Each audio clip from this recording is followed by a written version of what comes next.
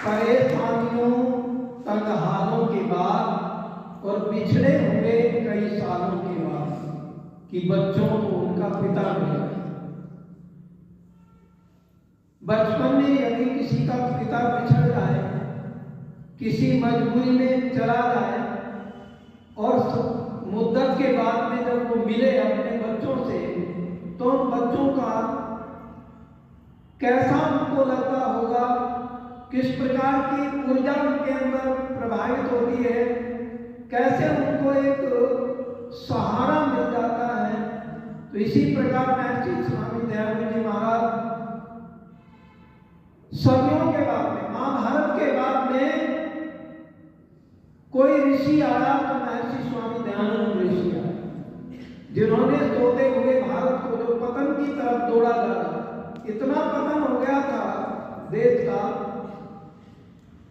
कि यहां पर स्त्रियों को जलाया जाता था।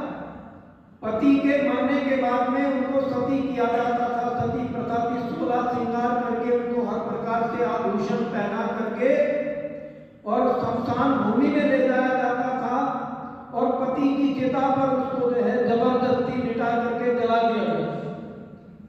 और वो धर्म के ठेकेदार लोग वहां पर बैठ करके अगर वो दौड़ती थी, बचती थी, अपनी जान बचाने के लिए प्रयत्न करती थी, तो नोकीले भाले बहुत लंबे लंबे डंडों में लगे हुए उनसे धकेल करके उसको चिता में बीन बीन करके जबरदस्ती सुला दिया जाता, मौत के घाट उतार दिया जाता था।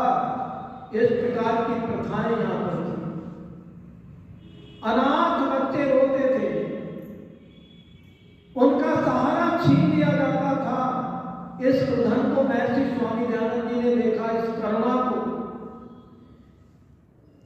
उस करुणा कंदन को देख करके महर्षि स्वामी दयानंद जी ने, वो गंगा के किनारे पर बैठे हुए थे काशी के अंदर और समाधि लगाए हुए थे। एक मां जो विधवा मां थी, एक ही सहारा था, एक बच्चा था। वो बच्चे को ज्वर आया, बुखार आया और इतने भी पैसे उसके पास नहीं थे कि वो बच्चे का इलाज करा सके। अभाव के कारण, दवाइयों के अभाव के कारण, पैसों के अभाव के कारण वो बच्चा एक्सपायर हो गया। और इतना भी उसका सामर्थ्य नहीं था कि वो अपने बच्चे के लिए कफन खरीद ले। कफन के भी पैसे उसके पास नहीं थे। इतनी मजबूर लाचार हालत भारत की देखी महर्षि स्वामी दयानंद। और मां ने अपनी साड़ी का पल्लू फाड़ करके अपने इकलौते जिगर के टुकड़े को साड़ी के पल्लू में लपेट करके ले जा करके छटाक से गंगा में डाल दिया।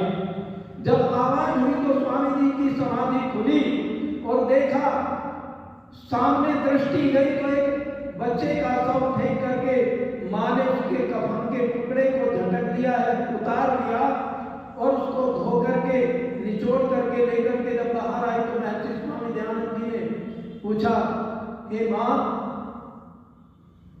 क्या बात, तूने इस बच्चे को इसमें नदी गंगा में प्रवाहित कर दिया है और उसके ऊपर से कफन का टुकड़ा उतार लिया, ये क्या बात है?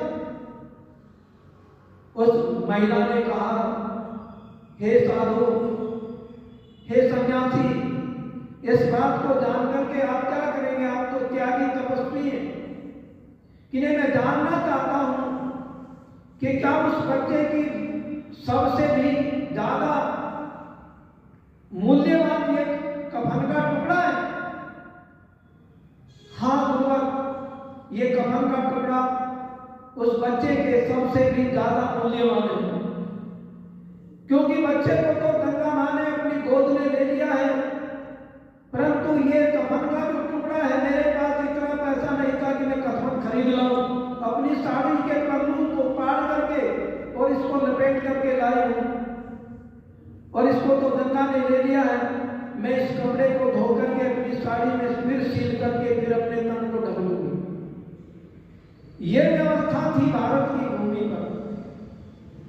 अंग्रेजों का बहुत बड़ा कहर था। बड़े बड़े नौजवानों ने, यदि किसी ने किया, यदि चापलूसों का भी विरोध किया, जो अंग्रेजों के पिट्ठू थे, चापलूस थे, उनका भी विरोध किया, तो उनके खिलाफ षड्यंत्र रच करके उनको फांसी के तख्ते तक पहुंचा दिया जाता था। क्या विडंबना थी यहाँ पर। इस बात को उस दिन स्वामी दयानंद जी अपने कुटिया में गए और सारी रात उनको नींद नहीं आई, घूमते रहे, इधर से उधर टहलते रहे। उनके एक सेवक ने पूछा, ऋषिवर क्या बात है, आपको नींद नहीं आ रही?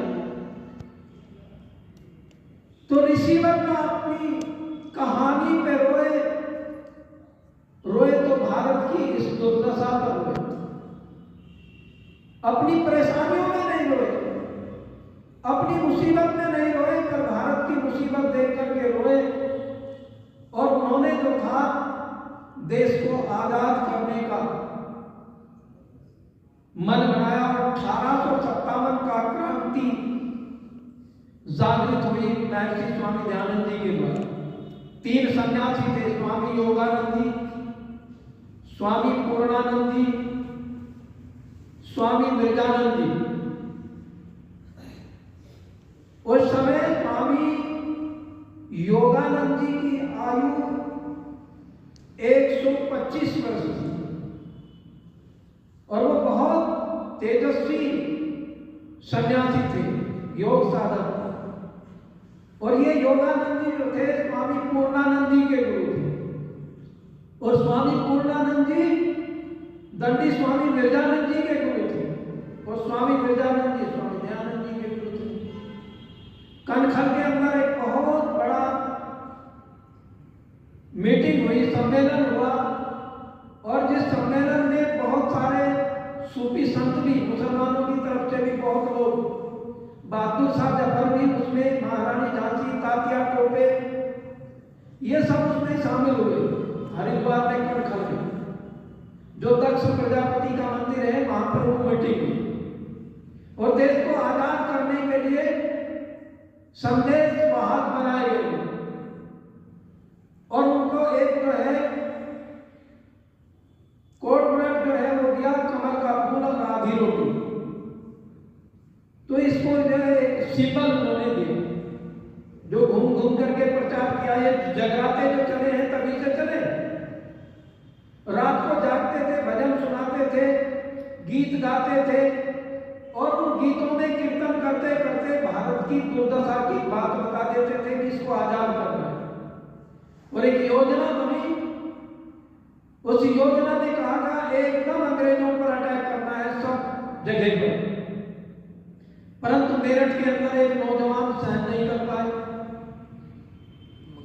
जो वहां पर बटालियन थी, उसको जो मुस्लिम बटालियन थी, मुस्लिम सैनिक थे, उनको तो गाय की चर्बी लगा, सुअर की चर्बी लगा करके कारतूसों पर दिया गया, और वो कारतूस मुंह से तोड़ना पड़ता था। और जो हिंदू लोग थे उनको गाय की चर्बी लगा करके। जब इस बात की चर्चा हुई तो वहां छावनी में, मेरठ के अंदर जो है एक प्रकार से जो है बात ये चल पड़ी, और नौजवानों के अंदर जो है गर्मी आ गई इस बात को लेकर। और वहां पर जो है मंगल पांडे नाम के नौजवान ने वो क्रांति की आग को सुलगा दी, बहुत सारे सैनिकों, अंग्रेजी सैनिकों को मारा। आज भी एक गांव है वहां पर, वहां के भी कुछ नौजवान थे जिसको छाछरी बोलते, वो बहुत बड़ा है, अंग्रेजों ने तोप लगा दी थी। और वहां एक उसे तोप को जो लेकर के जा रहा था, वो मुस्लिम सैनिक था, उसने उस गाड़ी को धसा दिया दलदल में, ताकि उनकी जान बच सके। इसके पहले पहले वहां खबर पहुंच गई कि गांव पर तोप लगाई गई, गांव को खाली कर दिया गया। तो बहुत सारे लोगों ने कुर्बानी दी है। ये देन महर्षि स्वामी दयानंद जी महाराज की है, जो आज हम आजादी के हवा में सांस ले रहे हैं। नहीं तो हमें कोई बैठने का अधिकार नहीं था, कोई मीटिंग करने का अधिकार नहीं था। और महर्षि स्वामी दयानंद जी ने कहा कि स्वराज की जो उन्होंने घोषणा की कि अपना राजा जो होता है वो सर्वोपरि होगा। सत्याग्रह प्रकाश में इसका उन्होंने वर्णन दिया। और सत्याग्रह प्रकाश को पढ़ करके अनेकों नौजवान जो है क्रांतिकारी बने और देश को आजाद करने में उन्होंने अपनी भूमिका निभाई। और इसी के प्रति एक गीत हो।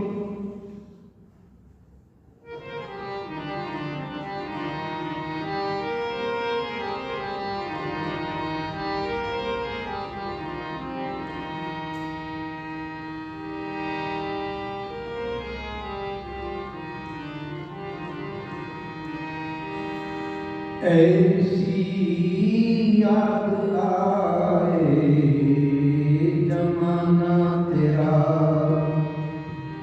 महसी याद आए जमाना तेरा, ऐसी याद आए जमाना तेरा,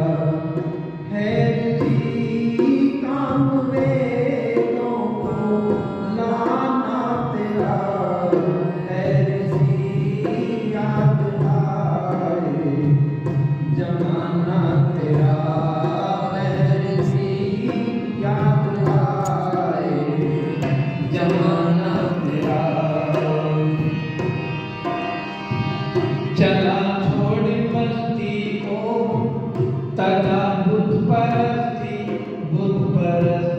को, उदयपुर में ठुकराया था करोड़ों की हस्ती, हाँ हस्ती को। मन था प्रभु का बस, मन था प्रभु का बस, दीवाना तेरा, ऐसी याद आए जमाना तेरा, ऐसी याद आए जमाना तेरा, है जी काम मेरो को लाना तेरा, ऐसी याद आए जमाना तेरा, ऐसी याद आए जमाना तेरा।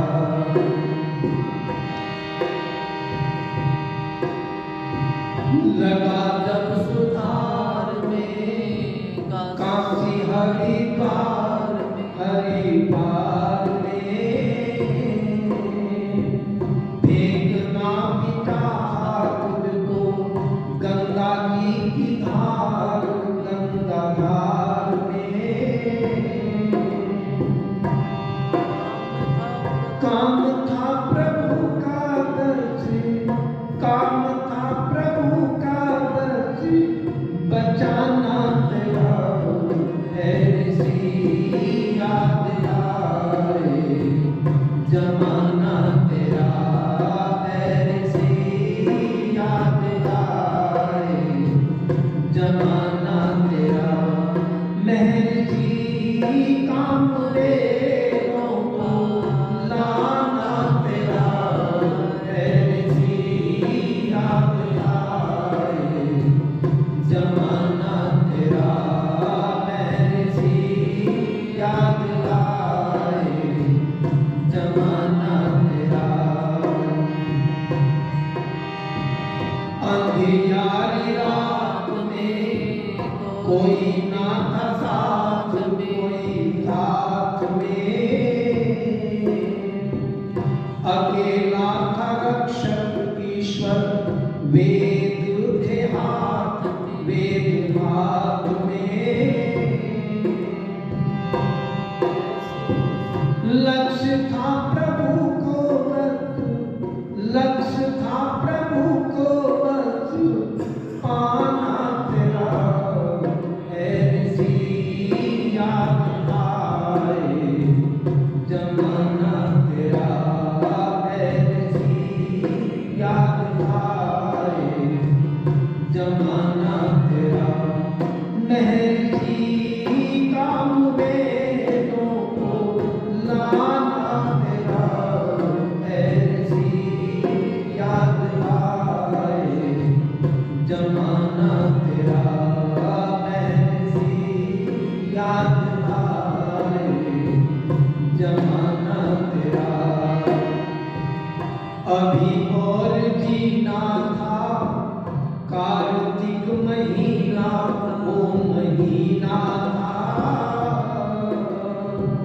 दिया विष दूध में जगन नाथ वो कमीना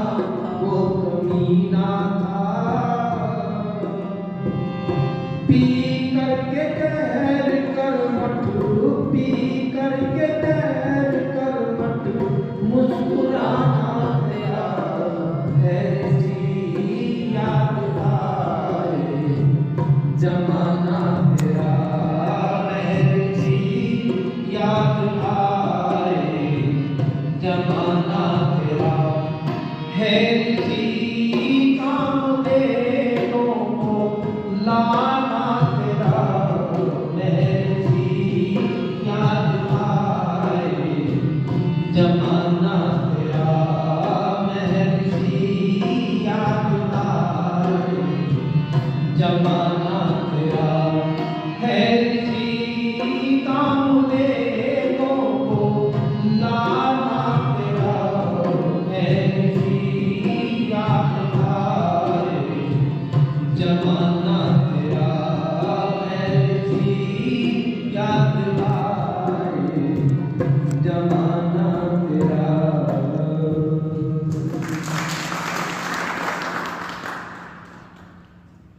महर्षि स्वामी दयानंद जी को जहर दे दिया और ये बहुत बड़े षड्यंत्र के तहत दिया। जहर को निकाल देते, पर वो जो डॉक्टर था अली मर्दन खान और वो नन्ही जान वैश्या और जोधपुर का जो नरेश था जसवंत सिंह, उसका भाई था इस षड्यंत्र में शामिल। कोई अंग्रेजी अफसर भी थे इसमें शामिल। एक नहीं बहुत बड़ा षड्यंत्र रचा और उन लोगों ने पता लगा कि स्वामी जी तो जहर को निकाल देते हैं, उनको तो कई बार दिया गया, 16 बार जहर दिया गया और वो निकाल देते थे क्रिया के द्वारा, मौलिक क्रिया के द्वारा। और मैंने भी एक सन्यासी को देखा है और ऐसे देखा है कि वो ऊपर से बाल्टी पानी पी जाते थे और बुधा के रास्ते पानी निकलता रहता था। ऐसी क्रियाएं योग की क्रियाएं थी। हठ योग भी उन्होंने सीखा था। तो उसके द्वारा वे जहर को निकाल देते थे, अपने अंदर को धो लेते थे, अपने सारे जो अंदर का अपना सिस्टम है, पाचन तंत्र है, उस तंत्र को वो साफ कर लेते। तो योजना बनाएंगे कंच पीस करके और पॉइजन में मिला करके कंच पीसा गया कि कंच जो है आंतड़ियों में जम जाए।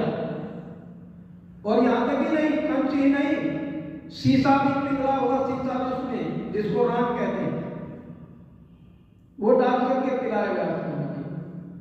और स्वामी जी ने कहा, जब उसको बुलाया एकदम आभास हो गया कि चल कोई बात नहीं है, मैं निकाल दूंगा इसको। भी स्वामी जी अब की बार ऐसा जहर दिया गया है, ये निकलेगा नहीं, कंच का चूरा डाल करके पिलाया गया। स्वामी जी ने लंबी गहरी सांस ली, तुमने मेरे कार्य को रोक दिया, मुझे अभी बहुत काम करना था, वेद का भाष्य करना था। और स्वामी जी लिखते हैं उनकी लगभग 400 वर्ष की आयु होती, लगभग 400 वर्ष, इतना उन्होंने शरीर को अपने बनाया। आइए एक गीत और स्वामी जी को प्रस्तुत करते हैं। बहन कमलेश भी हमारे बीच में आई है, थोड़ा देर से आई, एक भजन उनका भी हम रख पाएंगे।